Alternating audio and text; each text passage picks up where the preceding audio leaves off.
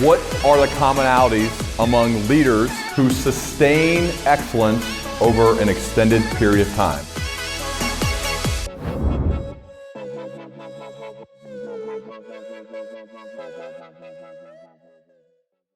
All right, Paul, it's great to have you here on the Learning Leaders Show. Welcome.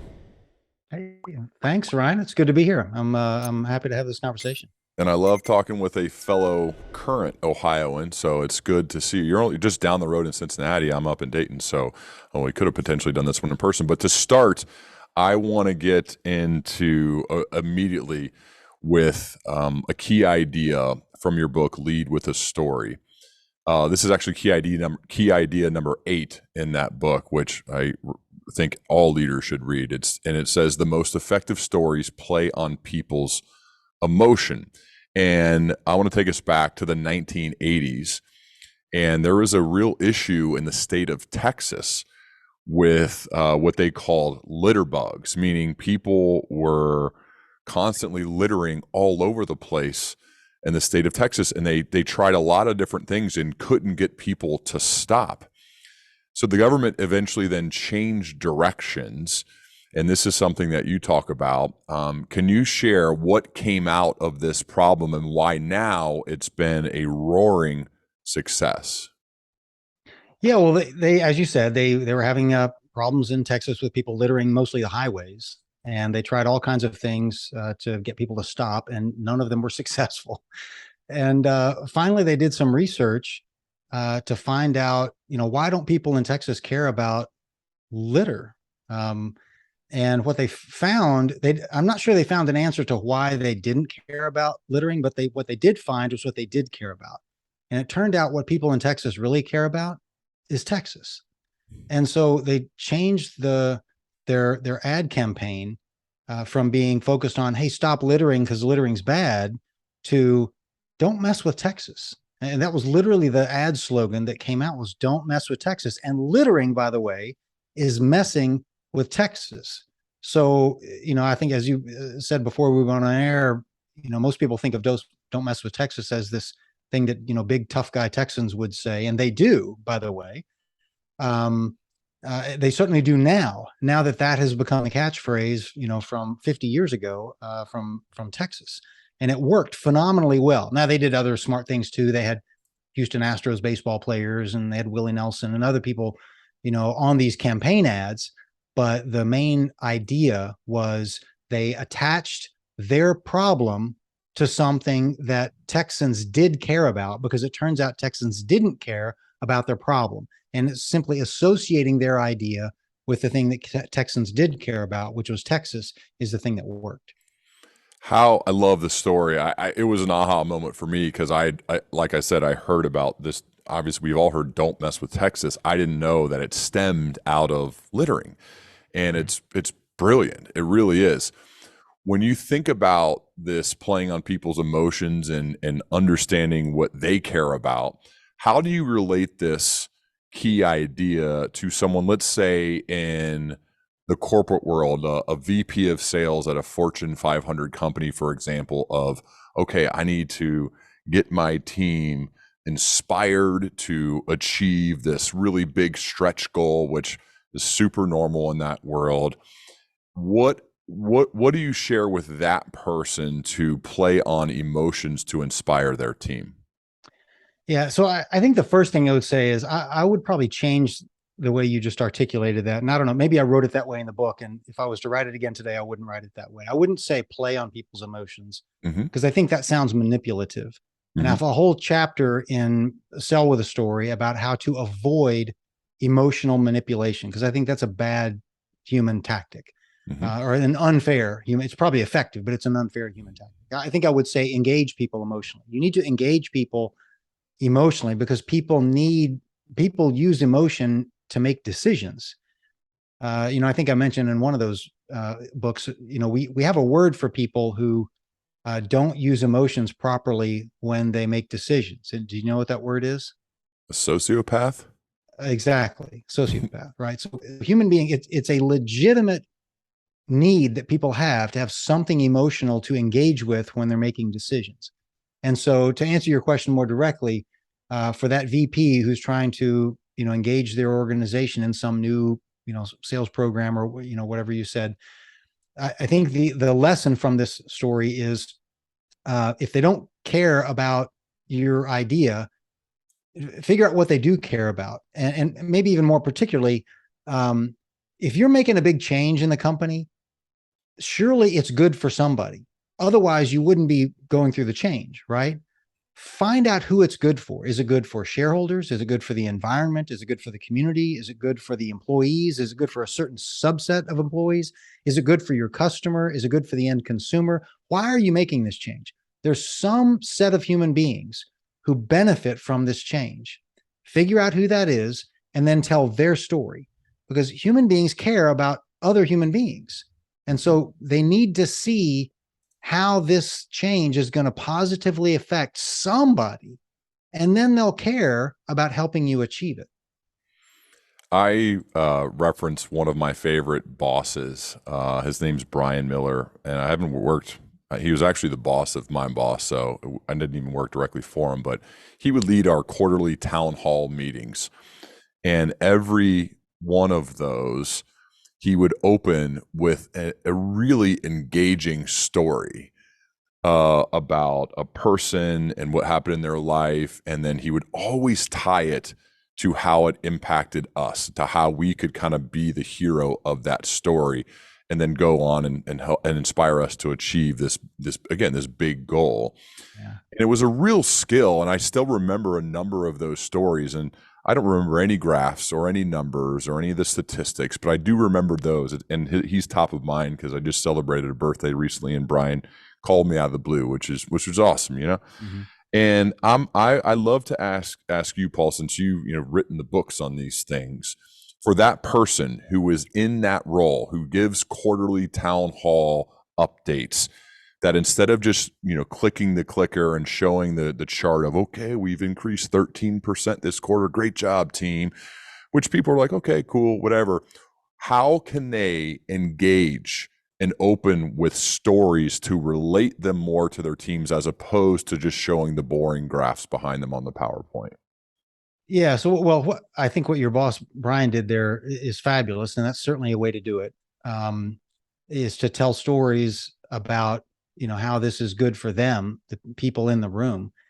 There is a better way, though, and I wish I could remember exactly who did this research. It might have been Adam Grant at Wharton, but they basically took a bunch of salespeople, and this was actually a outbound fundraising organization.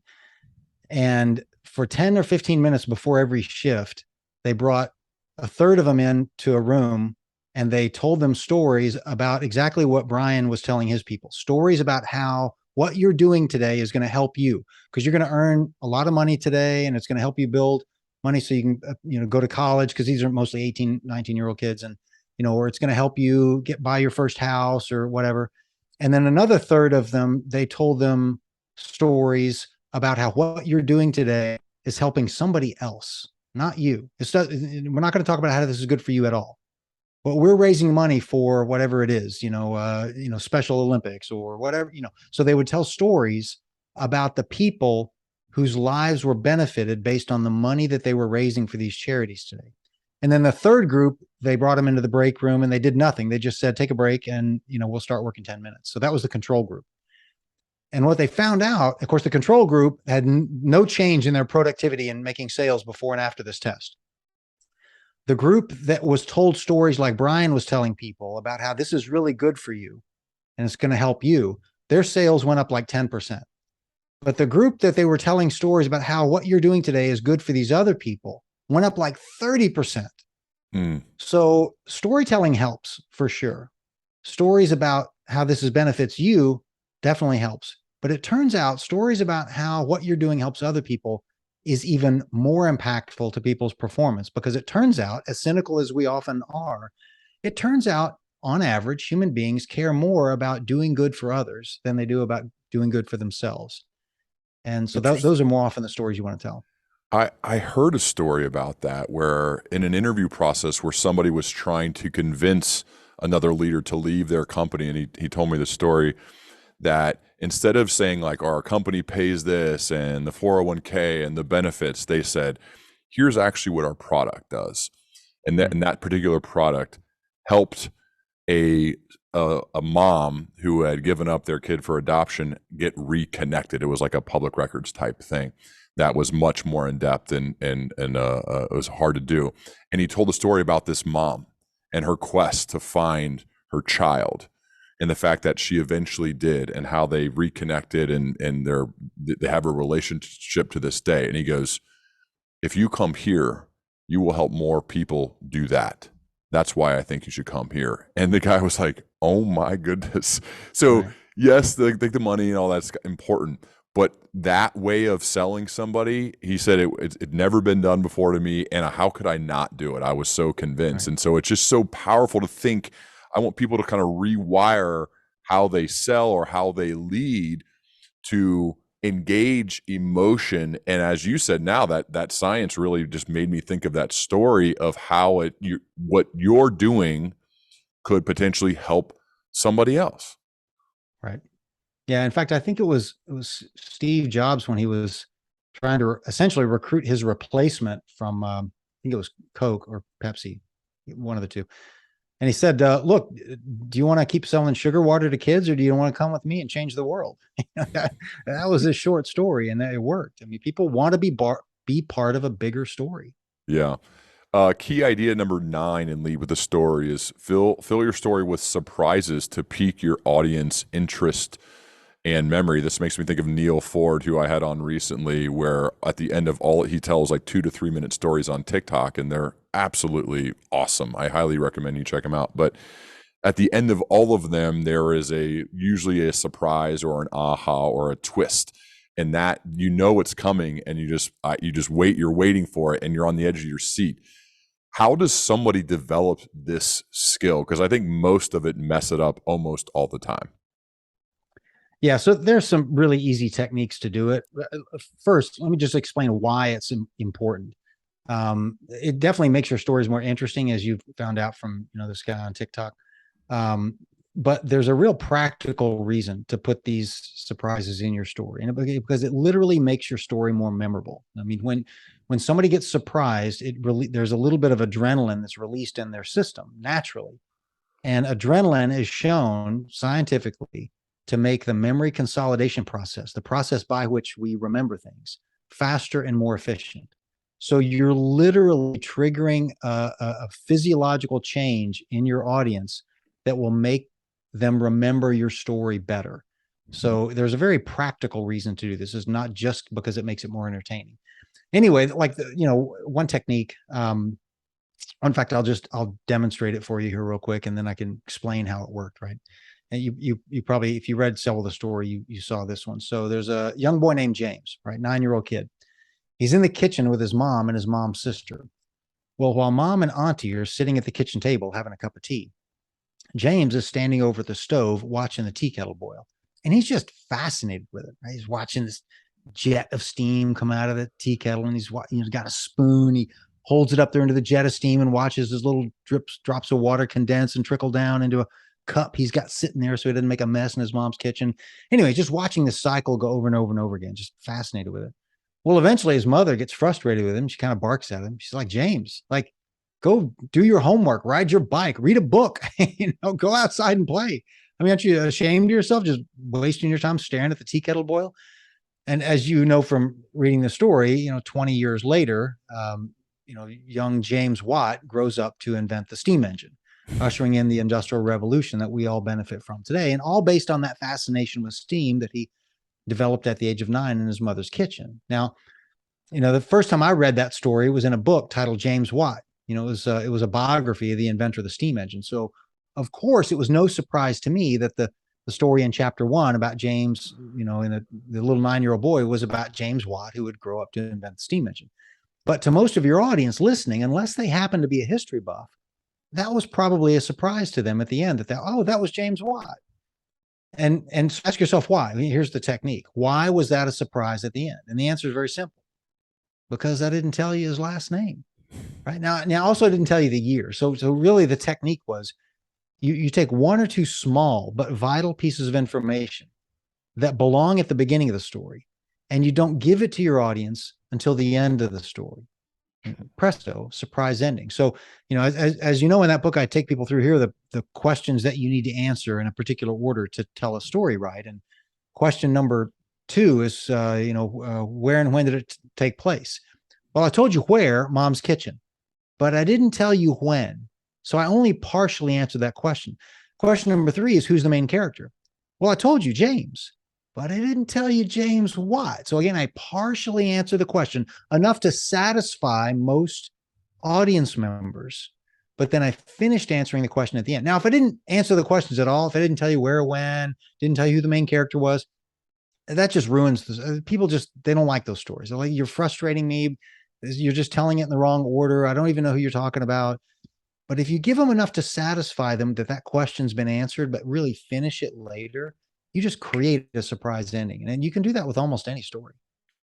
Absolutely. This is something that I think to get good at it, practice it when talking with your partner, for example, because you tell your partner stories every day, probably like the story of the day or whatever. It sounds weird. I try to do this because I've read it in your books and heard it from other storytellers of what are a few key pieces of information that you can hold to the end to where you look at their face. And this is somebody who hears you talk every day, so they can get annoyed or tired of it, but you could still kind of aha, and I think that's a great way to rep this, to practice this, because the people who are best at it, like most things in life, they're doing it regularly. It takes practice. It takes intentional thought before you just ramble off the story. And I think that's important for leaders to think about. Mm-hmm. Yeah, I agree. So there's another one that I really like when it comes to your company's values and culture. And I work with a couple guys, Bert Bean and Sam Kaufman at Insight Global. They are so good at this when talking about the story of how their initial shared values were created and the people that were in the room and the space they were. They flew out to Utah, this offsite.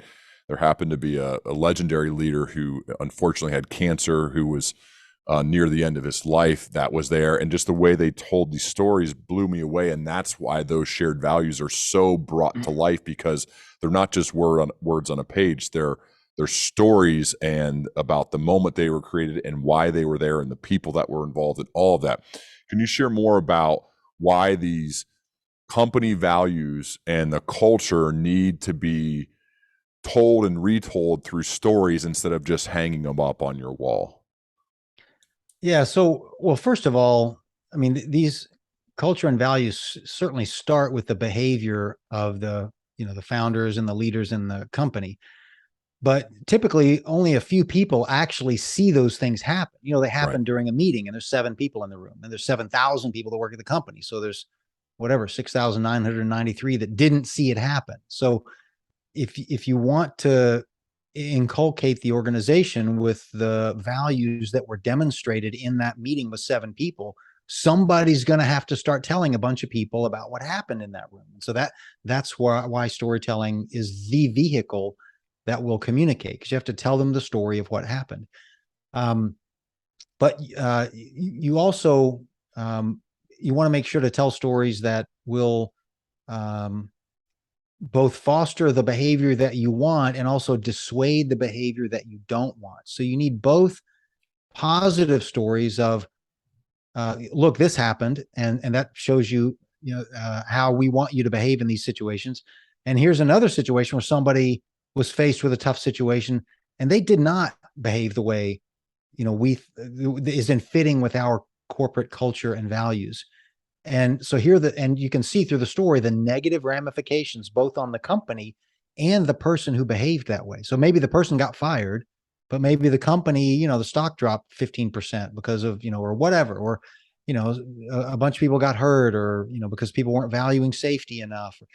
People need to see both the good and the bad. Both types of stories, successes and failures, will produce the culture that you want. I mean, and like I said, there's so much more memorable, so that if you're trying to understand, okay, this is the way we behave here, this is what we value most, it's more memorable to hear about a person or an example of how that was in action. And I think too, leaders, it's on us to relentlessly tell these stories over and over and have a portion of all of those town halls where you're sharing examples of people living out your values, right? Mhm. Not just saying the values, but this person lived out our values by doing this, right? If we Right. say we value helping other people, well, I'm sharing a story to open about how somebody helped another person and then remind them they lived out this value. I think that is a big way to continually reinforce what your values are and how people in your company are actually living them. Yeah, in fact, let me say one other thing about that. For the reason why stories are uniquely well qualified in these culture and values situations, and that is because you can always put on the wall, like you said, here's the list of our company values. We value safety, we value productivity, we value leadership, whatever. And every company's got a list of those things that they value, but they all sound great, and everybody go, oh yeah, those are great things. Yeah, I do all those things. Well, values are just words on a piece of paper until somebody is in a situation, a real messy, complex, subtle situation at work where one or more of those values come into conflict with each other. Hmm. That's when you find out which ones are the most important. Like there's always this conflict between safety and productivity. For example, at a manufacturing company, well, look, we can run these lines safely, or we can run them fast. Which do you want? So you need stories about people who negotiated that territory between two very valid company values and how they made the tough decision to go one way or the other way or find some clever compromise. Those are the situations that can only be described in a story. You can't just say, here's our values and they're in this order of most importance or whatever. It's the messy real life situations that people find themselves in where the list doesn't help you. But having had all these case studies of where people ran into these messy situations does. In fact, I recently developed a whole training course just based on that philosophy. If you need of collecting a bunch of stories and having people, decide what would I do in this situation? What would we do at my company in this situation? Another company who has different values, we may do something different. But you need these situations for people to kind of go through. I'm curious, how did this become an area? I know you've moved to some other things that we're going to talk about that you're doing currently, but this was a big chunk of your life. Lead with a story, sell with a story, the 10 stories great leaders tell, parenting with a story. So many of these topics of life that were focused on storytelling. How did this become the niche area that you focus Mm. so much time on? Yeah, well, I was probably 15 years into my career before it even occurred to me that storytelling was important. you know, Mhm.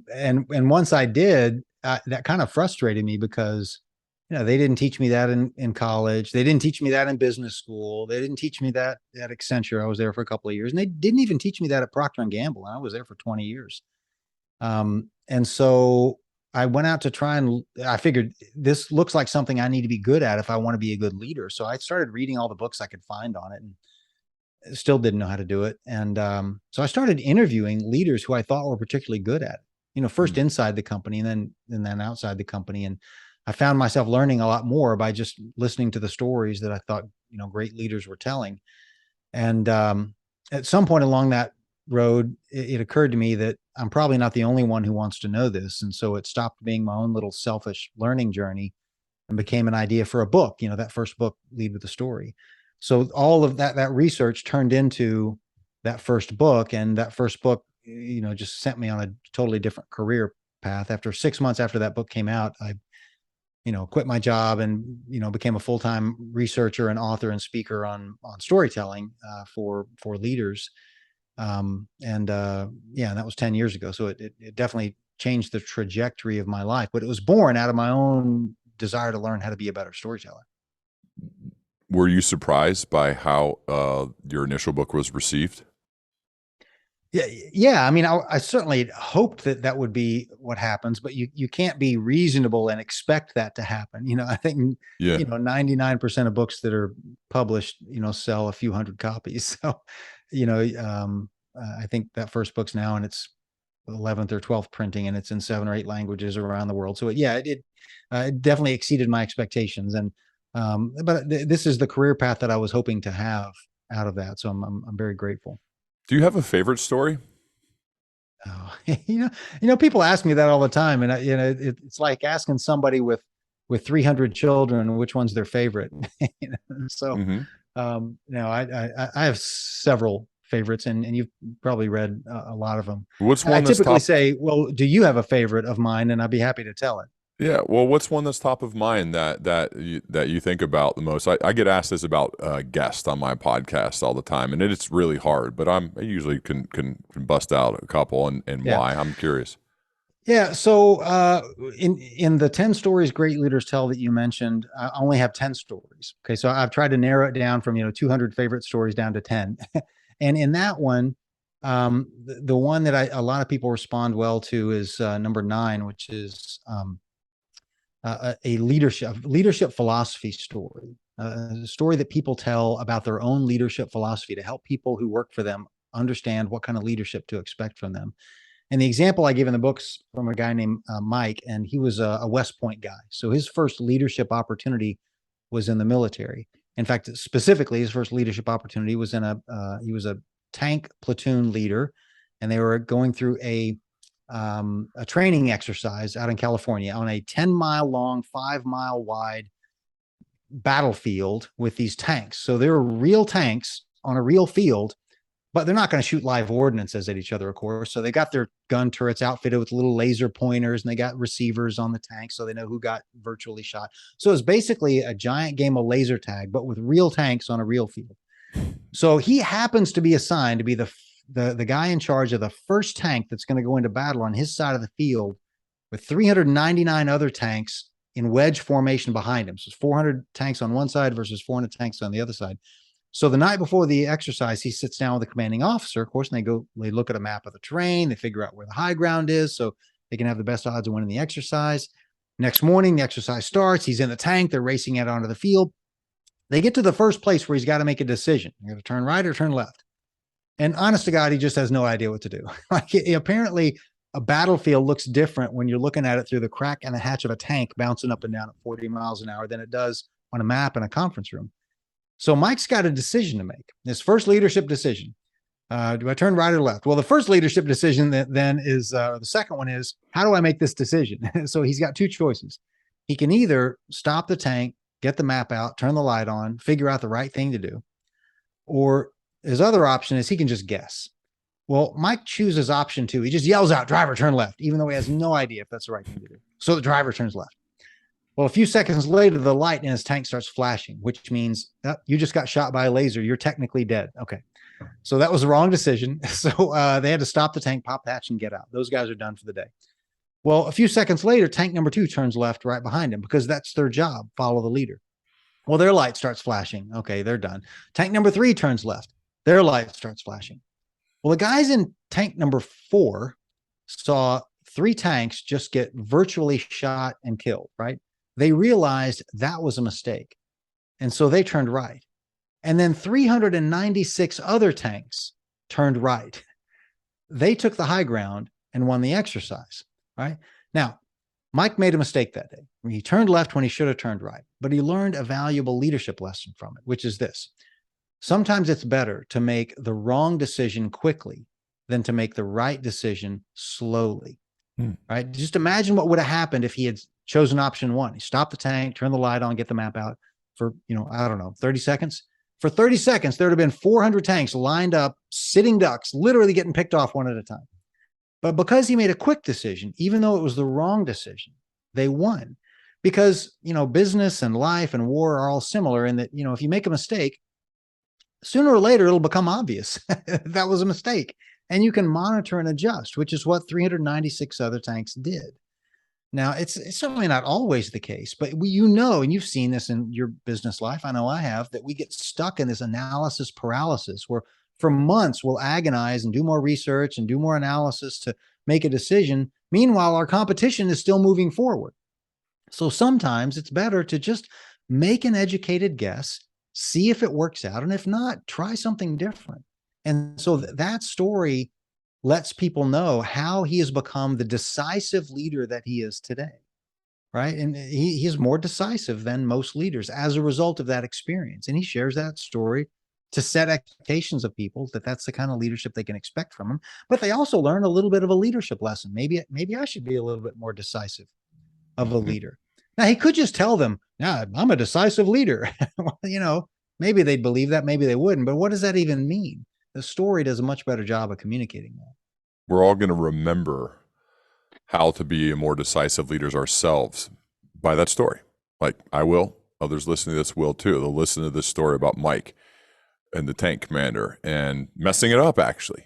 And the Right. fact that, yes, technically, I guess in real life, it would have obviously, this is a drill, but the fact that being decisive, having a bias for action in this case is his leadership philosophy, and it's so much more memorable when told that way as opposed to saying just like I think of like being in an interview for a leadership Mm. role.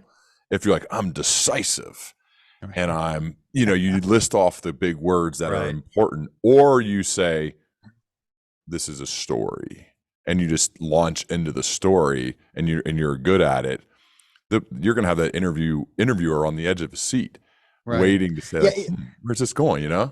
Right. If you tell it that way. But imagine Yeah. instead what most people will do and they'll totally butcher this, is they'll do it in the opposite order. They'll tell them the conclusion, the lesson they learned, and then the story in that order. They'll say, "Well, I'm a decisive leader, and I learned that when you know I turned left instead of right in this exercise, and that was a big mistake. Let me tell you what happened." Okay, well, I don't care to hear what happened. Now you've already told me. You told me the lesson. You told me what you learned from it. Like it's just not interesting now. I mean, you got to do it the other way. You got to tell the story and then let the lesson present itself at the end. Yeah, yeah, and keep some suspense too, like we talked Yeah. about earlier. When it comes to sales, right? I grew up in the profession of selling. We're all in sales every day, by the way, regardless if you carry a bag or you have a quota. We're all in sales. And you quoted Professor Jonathan Haidt. The human mind is a story processor, not a logic processor. How does that relate to a sales professional? Yeah, I think he might have explained that more. Somebody else may have explained this more when they said that humans are not um, logical thinking creatures capable of emotion. We're emotional creatures capable of logic. So I think that's better said than maybe that quote that I used, because humans do both. We can be logical and we can absolutely be emotional. So we can definitely do both. But it turns out that we're mostly emotional creatures that are capable of occasionally being logical. But we're not many people are logical all the time and occasionally emotional. We think that we are, and that's because our logical processing happens in a conscious thinking part of the brain, and our emotional processing typically happens in a subconscious part of the brain. So we're not aware of the constant emotional processing that we're doing, but we're more aware of the logical processing that we're doing. And so the reason that's important in storytelling, whether it's for sales or anything else, is comes back to we need to engage people emotionally to help them make decisions. So salespeople's job is to help people make a decision, right? The buyer. Your job is to help the buyer make a decision about what to buy. And in order to help them make a decision, you've got to give them both. You've got to give them some logical reason to buy what you're selling, and you've got to give them something emotional to engage with while they're making that decision. And stories are just uniquely well qualified to deliver both of those things. Whereas your sales pitch typically is only good at the one thing, the logical reasons, but the story can help you deliver the other side that the sales pitch doesn't. The other element of selling that I pulled from my notes that I think is really important that average to poor salespeople never do is I think curiosity and listening. And you say this by your first objective in a sales call should be to get the buyers to tell you their stories, not the other way around. Can you share more about that? Yeah, because well, if you didn't, how would you know which of your stories to tell them, right? Right. Right. So the reason it's important to get salespeople to tell you stories are the same reasons it's important for you to tell them stories, because Mhm. you will understand their problem better if they tell you a story about it than if they just tell you what their problem is. Just like they'll understand your solution better if you tell them a story about it than if you just tell them your solution. For example, if you were to ask one of your prospects, "Hey, what's your biggest problem right now?" You're going to get short answers like, "Oh, warehousing. Warehousing is our biggest problem." Well, what are you going to do with that? Like, you don't know what you don't know enough about the problem. Instead, and here's the technique to get them to tell you their stories. Ask them questions that require a story for an answer. So you should say instead, "Tell me about the moment you realized your biggest problem was your biggest problem." Okay, that question requires a story for an answer. So they'd have to think about that for a minute, which is good. You want them thinking.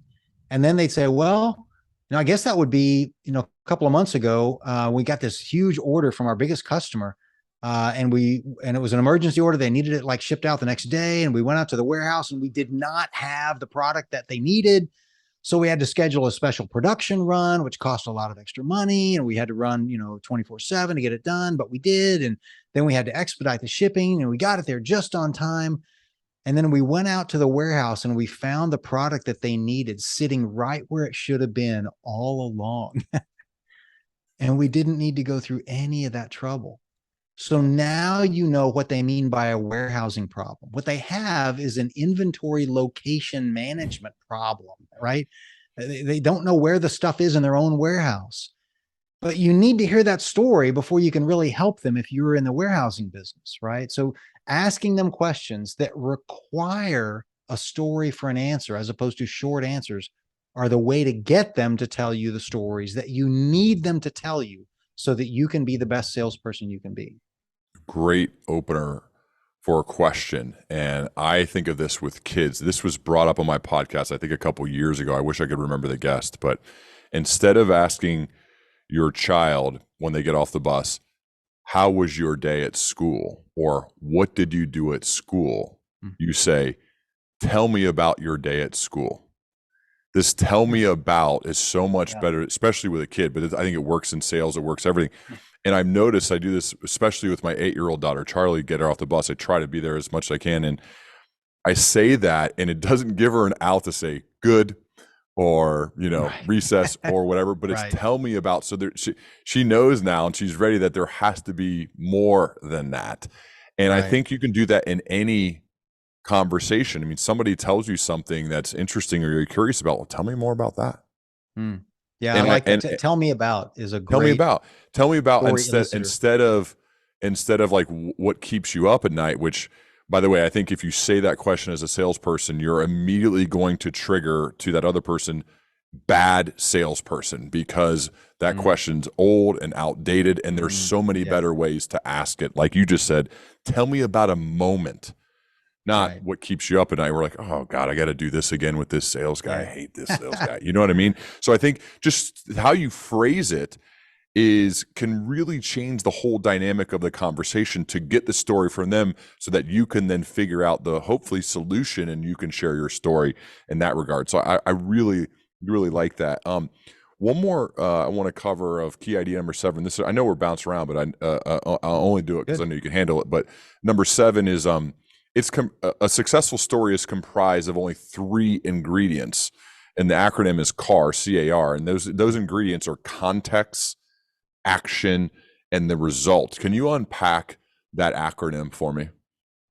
Yeah, and the fact that I need to unpack it is exactly why in my third book, Sell with a Story, I gave you a more detailed list because Mm-hmm.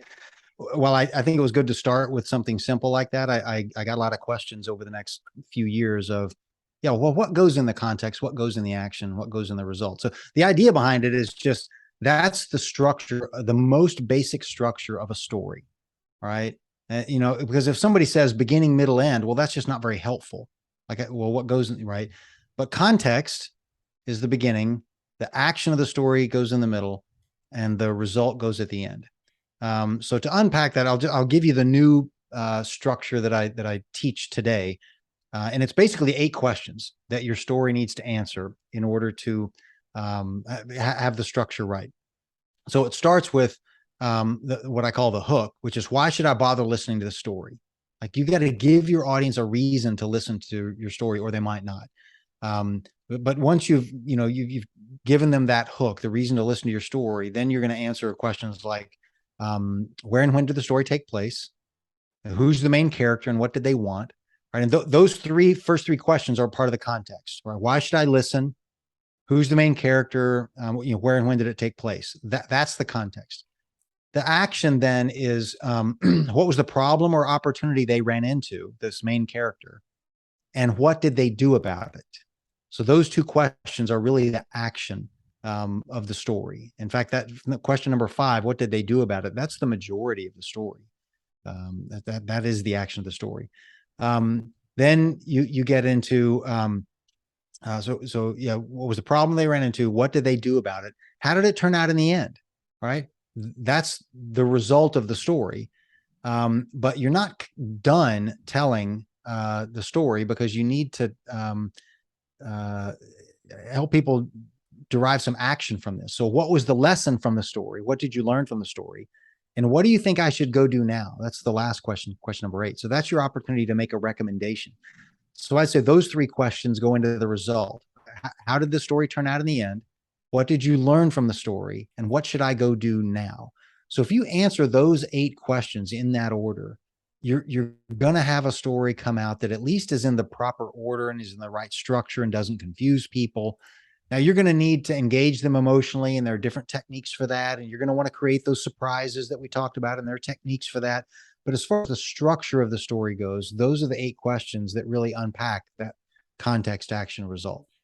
What are the best ways for people to make this? Because some of it see like, man, there's a structure, there's 8 questions. God, there's a lot of stuff, Paul. I don't want to seem like a robot. How does somebody naturally become really good at this without even like consciously thinking about the questions, but just and also like, obviously the surprises and the ahas, which are huge in these things. How does somebody get good at that without becoming too robotic? So, yeah, the best way is, and this may sound counterintuitive, but if you use that same structure every time, and if you tell the story right, it won't sound robotic. Okay. Right. The way you make it not sound robotic is to not memorize the script of the story, memorize the gist of the story. And by that, I mean, memorize the answer to those 8 questions. Okay. That way, every time you tell the story, it will come out sounding extemporaneous and conversational. It'll sound like the first time you've ever told the story, because it will be the first time you've ever told the story exactly that way. People who memorize their stories, those are the ones who sound that way. They sound robotic. They sound, because what they do is they write out a script of their sales pitch or their story, and they memorize it, and then they deliver it. And it sounds like something that was written down in a marketing brochure, and that somebody's either reading it to somebody. It sounds terrible. To avoid that, never script your story. Just in short bullet points, answer the 8 questions, and then just tell the story in that order. And your brain will have to invent the sentences every time, because all you have is an outline to go by. And so your brain is going to go through the outline and invent the sentences that goes with it. And it will not sound robotic, because you're improvising a story on the spot. And there's nothing more natural and extemporaneous and conversational than somebody who is making up a story on the spot, right? Yeah. It's the memorizing the script that makes it sound robotic, not memorizing the order of the story. I think too at the beginning, it's really important of how you launch into it, and don't set unrealistic expectations and don't qualify the story. Such as when somebody says, "Hey, Paul, this is the funniest story you're ever going to hear. Here we go."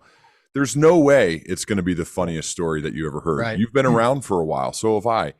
This it's not. So don't say that. And Right. and I'm thinking of a few friends that I love dearly, but they do this a lot. I'm like, dude, Yeah. stop doing that. The story isn't that funny, and now it's worse. It would have been Right. funnier if you would have just told me. You just Tell the started story. talking, just told me the story.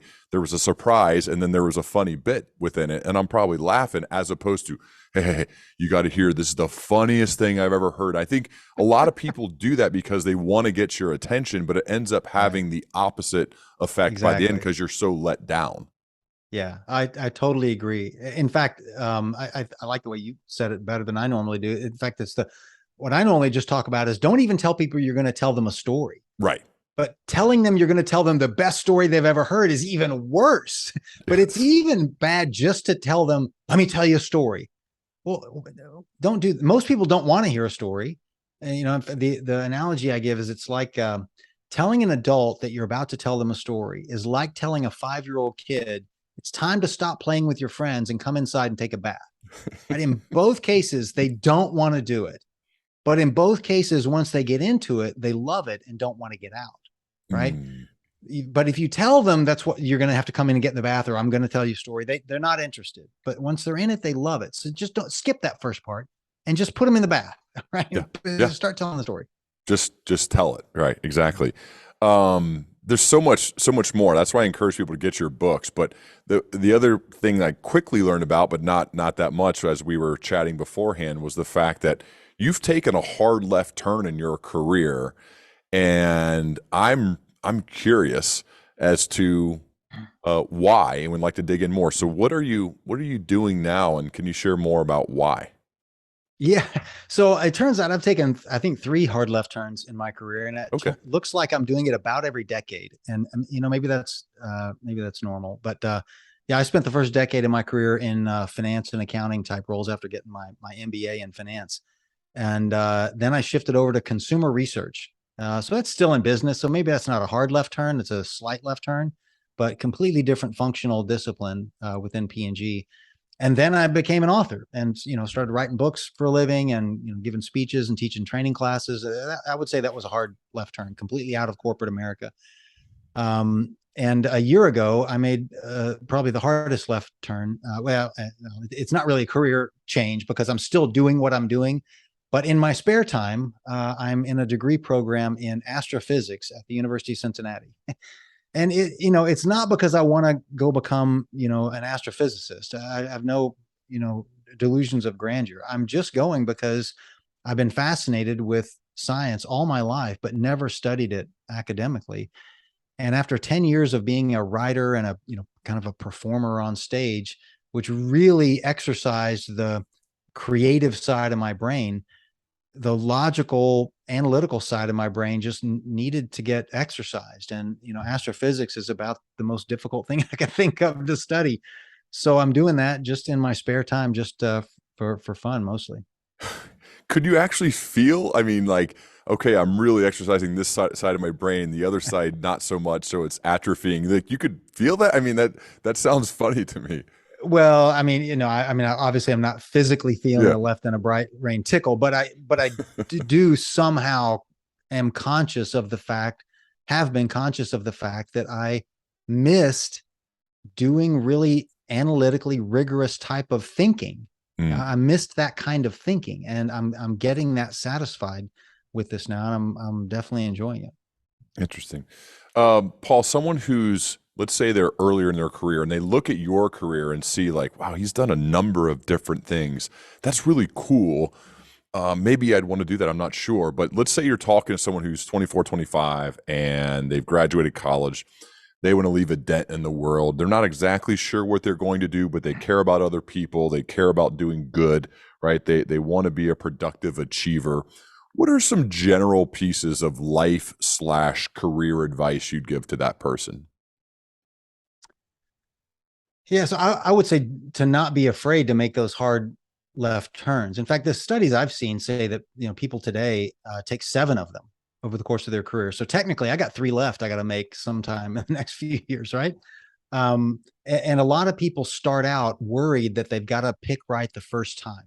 Oh, I've got to pick the right degree program in school, or I'm screwed forever. Do I become an engineer? Do I study engineering? Do I study business? Do I become a doctor or a lawyer? Oh, I'm making this life changing decision, and it's not life changing, but it's probably decade changing.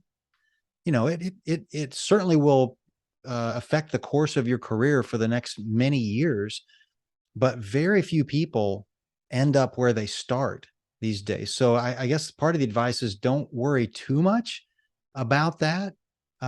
Start somewhere, work your butt off, get good, make a mark in the world in that area. And then if you get interested in something else, then make that left turn and go make a mark there as well. Yeah. How has, though, the aspect of publishing work? To me, I think when you have the guts and the willingness to publish your work, whether it's a podcast, it's a blog, it's books, I think it creates a magnetic effect for you. It gives you a chance to attract people to you, and hopefully the type of people that you want to be attracted to you, which then creates opportunity. And that seems like it's happened for you. So this willingness to be curious, because that's ultimately how your book started. You were just curious. You were asking questions. You were interviewing people, and then that led you to share what you've learned, and then that's attracted a lot of opportunity to you. Can you share a little bit more about that aspect of your career? Yeah, well, that was actually very intentional. Yeah. So when I and this maybe partly answers your last question again too, like career advice. My philosophy is that, I mean, my observation is that most people really love about 10% of their job. It's why they chose the career in the first place, what gets them out of bed in the morning. Most of them hate 10%, filling out the expense report or office politics or whatever.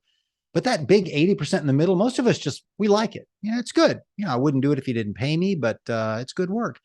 And I thought, 10, 12 years ago, wouldn't it be great if I could do that 10% at the top all the time, if that's just all I had to do? So I figured out, well, what is that 10% for me? And it turned out for me, it was those few days a year that I got to give a speech at the annual company meeting or teach a training class to new hires or newly promoted general managers or something. So essentially, it was being a teacher for a professional audience. And I thought, well, how can I do that full time? Because there's no job at the company to do that full time. And I looked around and I realized, well, there are people who get to do that, but they've all written some best-selling book, and then they travel around the world teaching that thing to executives. I thought, well, I guess I need to go write a book. So that's when all that converged with me learning. I was learning storytelling. I thought, well, that's what I'll do. I'll write a book about all this stuff that I've been learning about storytelling, and that's how I'll get that career. And so the goal was the goal of the book was not because I wanted to be an author. The goal of the book was to create that following that you mentioned. I can't remember the word that you used, but created that interest and that attention, so that I could have that career as the professional teacher and speaker. Now, it turned out I loved writing that first book. And so I've loved writing all the 5 books that I have. So, which is good because turns out there are 2 types of people in my line of work. There are people who love researching and writing books, but are terrified to death to get on stage and speak. And the other people who love speaking on stage, but they're writing a book is like fingernails down a chalkboard. They just hate it. And it turns out I love both of them. And so that just worked out perfectly for me for that career path. So I really did end up getting that. I'm doing the 10% the whole time. I love it. But here's the thing. You learned by taking action, right? You didn't just say like, I'm going to be 24 and understand my passion and that's what I'm going to do. Like, no, you actually worked real jobs for a while and you found what you loved within those real jobs, Right. then took action to make the 10% time 100%. I think that's the critical component when someone says find your passion or follow your passion when you're 23 or whatever. It's like, I don't know how many people understand what that is. And the only really way I think to learn is you got to do stuff. You have to get out and actually do things and figure out what that 10% is. And like David Epstein, well, he was quoting Herminia Ibarra when he said, we learn who we are in practice, not in theory, right? And I think the way that we learn is we got to do it. We have to actually be taking the action as opposed to just thinking about what would be cool or what I potentially love when you don't necessarily know what you love until you do it. Right. Yeah, which is the other reason why you shouldn't waste too many brain cells figuring out, what am I going to study in school? Because you're going to get out, get in the real world and get a real job. And then you're going to eventually, after 10 years or so, figure out, oh, I hate that. What I really love was this 10%, and I need to go pursue that. So good. Well, Paul, I really appreciate this, and I highly recommend people get lead with a story and sell with a story. Those are the two that I focused on the most. But you also have the 10 stories great leaders tell, parenting with a story, 4 days with Kenny Hedford. So like there are plenty out there to read, to dig into more, to learn more. I think we probably barely scratched the surface of what you've published, and I hope everyone enjoyed it. But I just want to say to you, Paul, thank you so much for doing this, and I would love to continue our dialogue as we both progress, especially since we live probably about an hour from each other. It'd be great, Yeah. man. Yeah. It's always good to meet a neighbor, I guess. Absolutely, man. Well, thanks so much for doing this, man. You bet.